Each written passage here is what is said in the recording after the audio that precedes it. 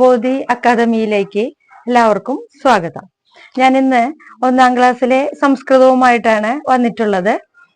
1ാം ക്ലാസ്സിലെ സംസ്കൃതം എന്ന് പറയുമ്പോൾ നമുക്കറിയാം, 1ാം ക്ലാസ്സിലെ അക്ഷരമാലകളാണ് എഴുതി പഠിച്ചു വരുന്ന കുട്ടികളാണ്. അതുകൊണ്ട് വായിക്കാനൊന്നും അധികം സാധിക്കില്ല കുട്ടികൾക്ക്. എങ്കിലും പാഠപുസ്തകം നമുക്ക് പഠിപ്പിക്കും വേണ്ടേ?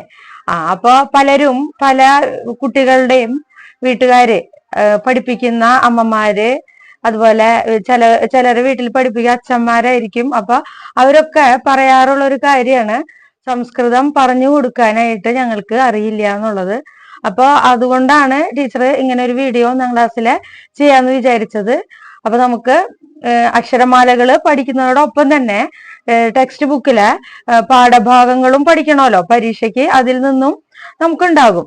അപ്പൊ അതുകൊണ്ടാണ് ഇവിടെ ഈ പാഠഭാഗം പറഞ്ഞു തരുന്നത്. അപ്പൊ പഠിപ്പിച്ചു കൊടുക്കുന്ന എല്ലാവർക്കും ഇത് നോക്കി കുട്ടികൾക്ക് നന്നായിട്ട് പരീക്ഷാ സമയത്തൊക്കെ നന്നായിട്ട് പഠിപ്പിച്ചു കൊടുക്കാനും സാധിക്കട്ടെ എന്ന് വിചാരിക്കുന്നു.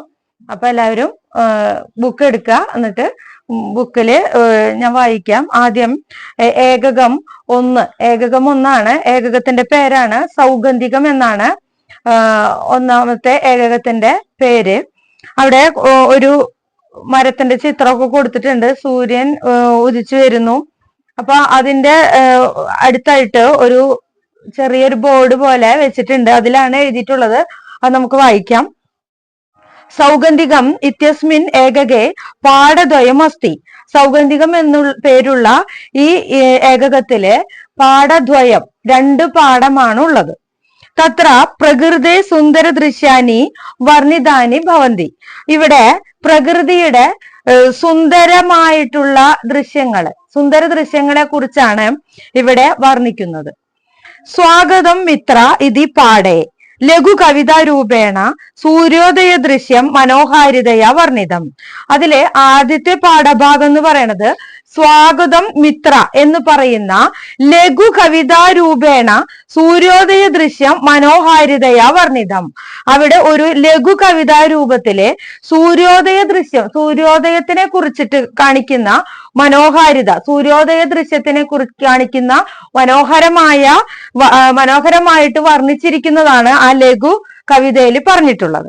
ഏഹി വദാമ ഇതി പാഠേ.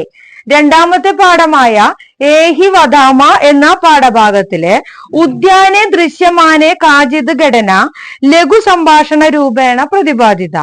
അവിടെ ഉദ്യാനങ്ങള്, പൂന്തോട്ടത്തില് കാണപ്പെടുന്ന കുറച്ച് ലഘു സംഭാഷണങ്ങളെ കുറിച്ചും അവിടെ പ്രതിപാദിക്കുന്നു. അപ്പോ ഉദ്യാനത്തിൽ കാണുന്നതിനെ കുറിച്ചും അതുപോലെ ലഘു സംഭാഷണം, ചെറിയ സംഭാഷണ രീതികളെ കുറിച്ചുമൊക്കെയാണ് 2ാമത്തെ പാഠഭാഗത്തില് പറയുന്നതെന്നാണ് ഇവിടെ ഏകകത്തില് പറയുന്നത്. ഇനി നമുക്ക് 1ാമത്തെ പാഠഭാഗത്തേക്ക് പോകാം. പ്രഥമഃ പാഠഃ സ്വാഗതം മിത്ര.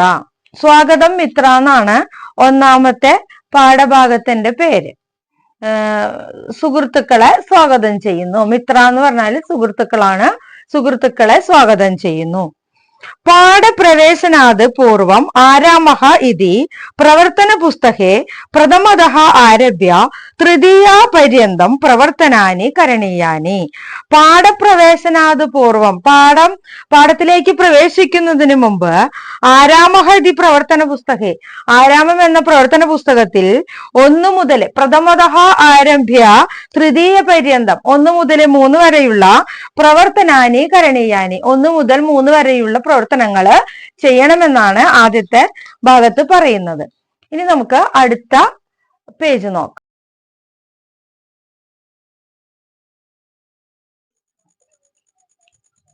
അടുത്ത പേജ് നമുക്ക് നോക്കാം. Page number 10. സ്വാഗതം മിത്ര എന്നാണ് പ്രഥമ പാഠത്തിന്റെ പേരെന്ന് പറഞ്ഞു. അപ്പൊ നമ്മൾ പാഠത്തിലേക്ക് പ്രവേശിക്കുകയാണ്. പദ്യഭാഗമാണ് എന്ന് പറഞ്ഞു, കവിതാരൂപമാണെന്ന് പറഞ്ഞു, ലഘു കവിതയാണെന്ന് പറഞ്ഞു. അപ്പൊ നമുക്ക് ആ ലഘു കവിത വായിക്കാം. പശ്യതു ബാലേ സാനന്ദം സൂര്യോദയമിഹ സാമോദം കാഗോരടതി കാ കൂജതി കോകില കൂക്കൂക്കു. ഒന്നുകൂടി വായിക്കാം. പശ്യതുബാലേ സാനന്ദം സൂര്യോദയമിഹ സാമോദം കാഗോരടതി കാകാക കൂജതി കോകില കൂക്കൂക്കു. എന്താണ് അവിടെ പറയുന്നത്? പശ്യതു ബാലേ, പശ്യതു നോക്കൂ, ബാലേ കുട്ടി, നോക്കൂ കുട്ടി, സാനന്ദം ആനന്ദത്തോടു കൂടി നോക്കൂ കുട്ടി, സൂര്യോദയമിഹ സാമോദം വളരെ സന്തോഷമാണ് എന്ത് കാണുന്നത്? ഈ സൂര്യോദയം കാണുന്നത് വളരെ സന്തോഷമാണ് എന്നാണ് പറയുന്നത്. അപ്പൊ വളരെ ആനന്ദത്തോടു കൂടി നോക്കൂ കുട്ടി, അവിടെ സന്തോഷത്തോടെ സൂര്യോദയം കാണൂ എന്നാണ് അവിടെ പറയുന്നത്.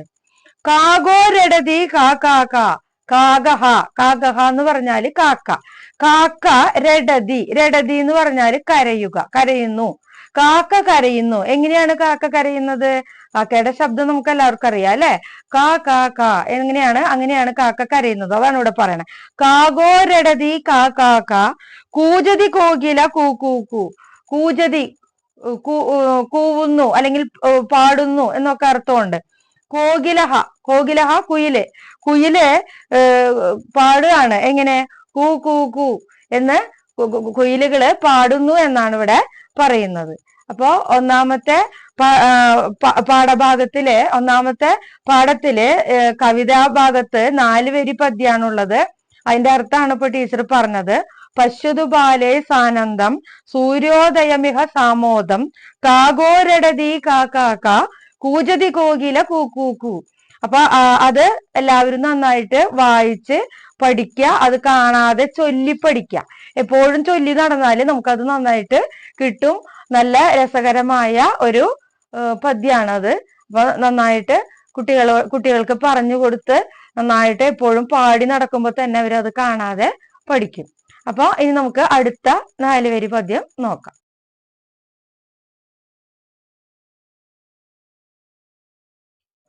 അടുത്ത 4 വരി പദ്യം നമുക്ക് നോക്കാം. Page number 11. ഉദ്യാനേ വിലസന്തി പുഷ്പാണി വർണ്ണമനോഹര പുഷ്പാണി ആയാതു പശ്യതു സാനന്ദം അരുണോദയമിഹ സാമോദം. ഒന്നുകൂടി വായിക്കാൻ ടീച്ചറെ. ഉദ്യാനേ വിലസന്തി പുഷ്പാണി വർണ്ണമനോഹര പുഷ്പാണി.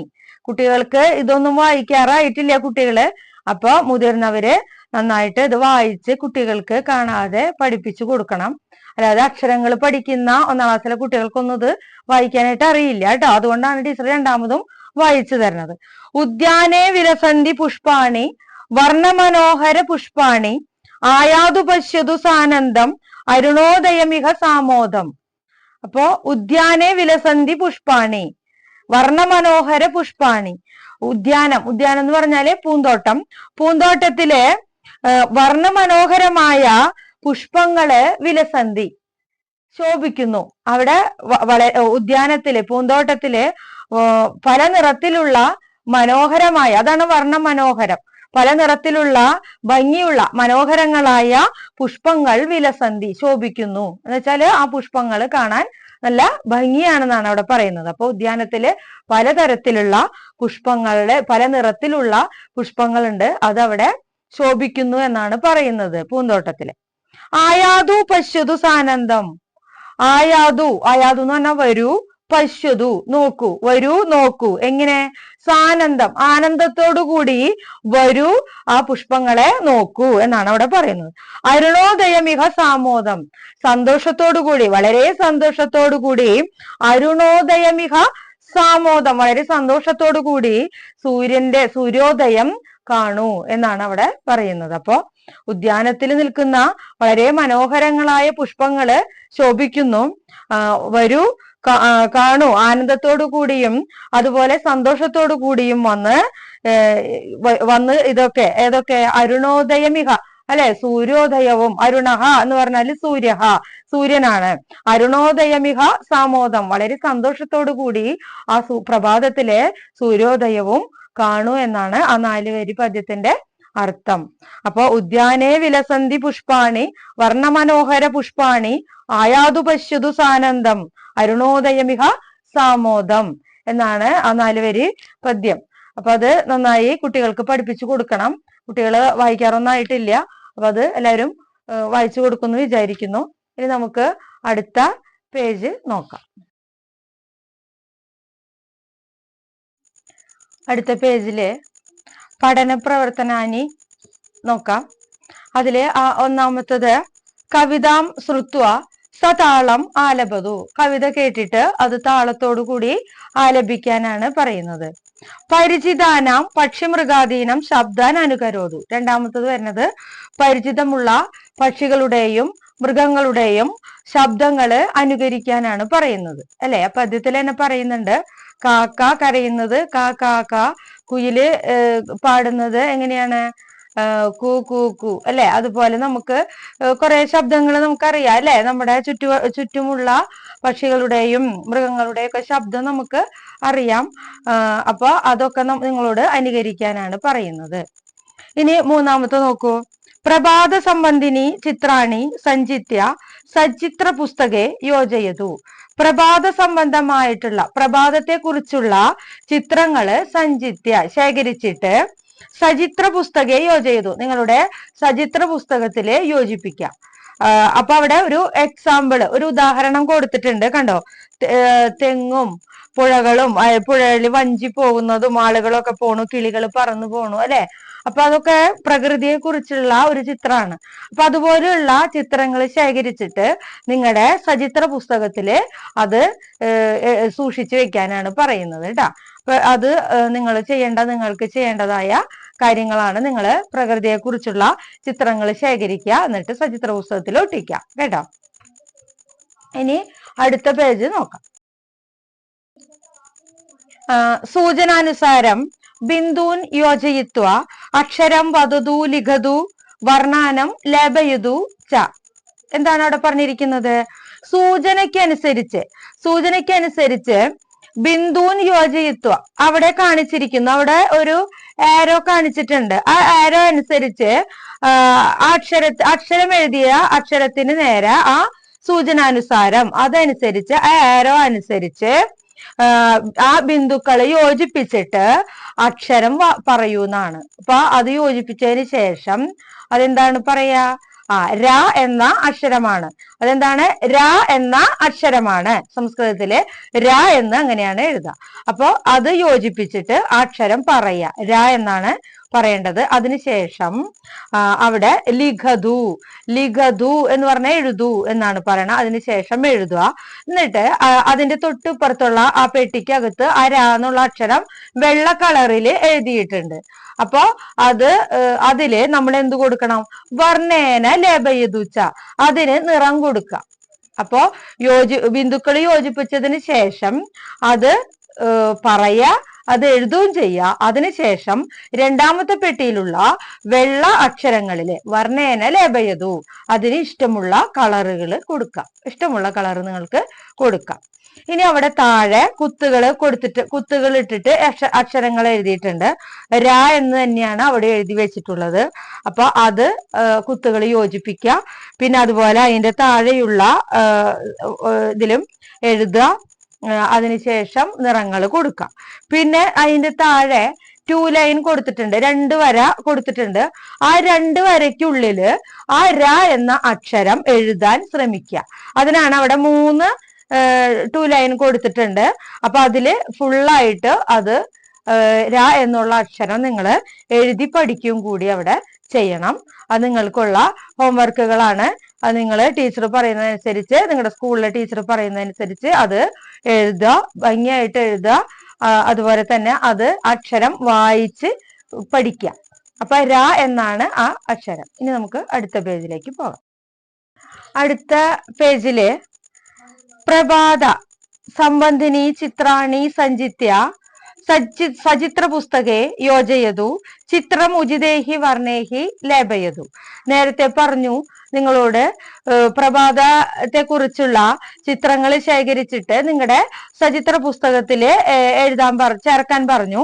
അതുപോലെ ചിത്രം ഉചിതേഹി വർണ്ണം ലേപയതു, ഇവിടെയും ഒരു പ്രകൃതിയെ സംബന്ധിച്ച ഒരു ചിത്രം അവിടെ കൊടുത്തിട്ടുണ്ട്. ആ ചിത്രം നിങ്ങൾ ഇഷ്ടമുള്ള വർണ്ണേഹി ലേപയതു, നിങ്ങൾക്ക് ഇഷ്ടമുള്ള കളറുകൾ അവിടെ കൊടുക്കാനാണ് പറഞ്ഞിരിക്കുന്നത്. പേജ് നമ്പർ 14 അത് ഭംഗിയായിട്ട് നിങ്ങൾ വീടിന് നല്ല നിങ്ങൾക്ക് ഇഷ്ടമുള്ള കളറുകൾ കൊടുക്കുക. അതുപോലെ തെങ്ങ് നിൽക്കുന്നുണ്ട്, തെങ്ങിന് കൊടുക്കുക. അതുപോലെ വെള്ളം പുഴ കാണുന്നുണ്ട്, പുഴയില് വഞ്ചി അല്ലെ, കിളികള് പറന്നു പോകുന്നു, പുഷ്പങ്ങൾ നിൽക്കുന്നുണ്ട്. അപ്പൊ അതിനൊക്കെ നിങ്ങൾക്ക് ഇഷ്ടമുള്ള നിറങ്ങള് കൊടുക്കാനാണ് ഇവിടെ പറയുന്നത്. അപ്പൊ അത് ഇത് പ്രഭാതത്തിനെ കുറിച്ചുള്ള ഒരു ചിത്രമാണ്. ഇതും നിങ്ങൾക്ക് ഇതും നിങ്ങളുടെ സചിത്ര പുസ്തകത്തിൽ വരച്ച് ചേർക്കാവുന്നതാണ് കേട്ടോ. അപ്പൊ ഇനി നമുക്ക് അടുത്ത പേജിലേക്ക് പോകാം. പേജില് ഉദ്യാനസ്യ ചിത്രം നിരീക്ഷ്യ പുഷ്പാണാം നാമാനി വദതു എന്നാണ് കൊടുത്തിരിക്കുന്നത്. അവിടെ ഒരു പൂന്തോട്ടത്തിന്റെ ചിത്രമാണ് കൊടുത്തിരിക്കുന്നത്. അതിലെ ചിത്രത്തിൽ കൊടുത്തിരിക്കുന്ന പുഷ്പങ്ങളുടെ പേരാണ് പറയാൻ പറഞ്ഞിരിക്കുന്നത്. നമുക്ക് നോക്കാം. ഒന്നാമത് കൊടുത്തിരിക്കുന്നത് ചെമ്പരത്തിയാണ്. ടീച്ചർ ഇവിടെ എഴുതി കൊടുക്കുന്നുണ്ട്, അത് നോക്കിയിട്ട് എഴുതിയെടുത്ത് പഠിക്കുക എല്ലാവരും. അപ്പൊ അത് ടീച്ചർ പറയാം.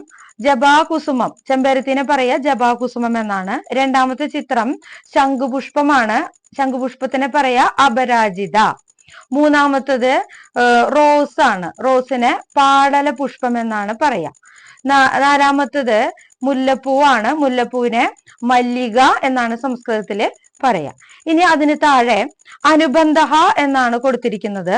അനുബന്ധ എന്ന് പറഞ്ഞിട്ട് കൊടുത്തിരിക്കുന്നത് കേരളസ്യ ഔദ്യോഗിക പുഷ്പം, കേരളത്തിന്റെ ഔദ്യോഗിക പുഷ്പം എന്താണെന്നാണ് ഇവിടെ ചോദിച്ചിരിക്കുന്നത്. അവിടെ നമുക്ക് ചിത്രത്തിൽ കാണിച്ചിട്ടുണ്ട് അല്ലെ, വിഷുവിനൊക്കെ കാണുന്ന കണിക്കൊന്നയാണ് അല്ലെ. അപ്പൊ കണിക്കൊന്നയാണ് കേരളത്തിന്റെ ഔദ്യോഗിക പുഷ്പം. കണിക്കൊന്നേനെ സംസ്കൃതത്തിൽ പറയാ കർണികാരം എന്നാണ്. അപ്പൊ കർണികാരം കണിക്കൊന്ന.